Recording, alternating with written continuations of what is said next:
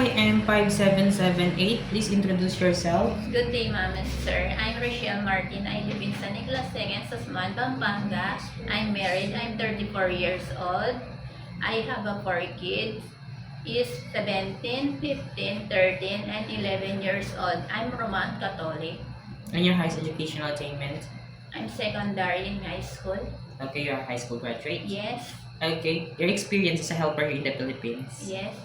I experienced in a 2 years and 3 older and 1 year old the baby. Okay.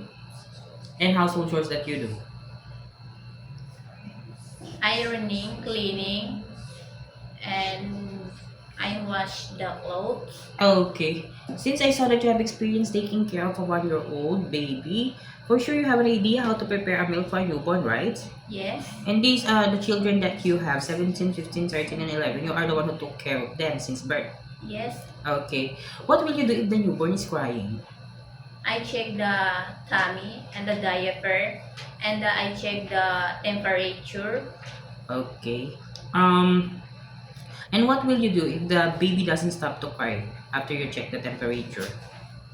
I call the employer. Okay, you will ask for the help of your employer. Yes, Okay. Why do you want to work in Hong Kong? I want to work in Hong Kong because I want to high salary, and I give the needs my children, and I need the schooling. For the schooling of your children. Yes, And how long do you want to work in Hong Kong? 2 years.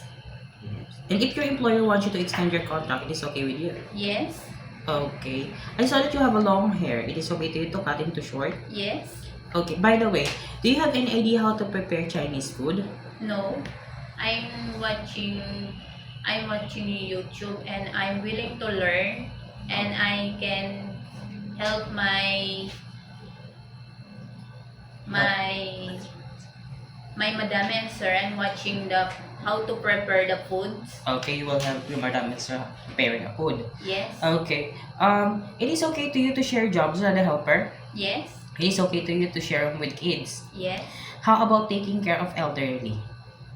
It is okay with you? yes, Even though you don't have any experience, it's okay to you to take care of elderly? yes, Okay. It is okay to you to learn Cantonese if one of your employer's family don't know how to speak English. yes. It is okay with you.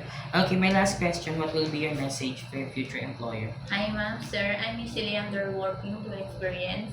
I'm willing to learn, and choose me. Please, I'm caring, honestly, and responsibility. Thank you. Okay, thank you very much, Miss Rachel. Thank you.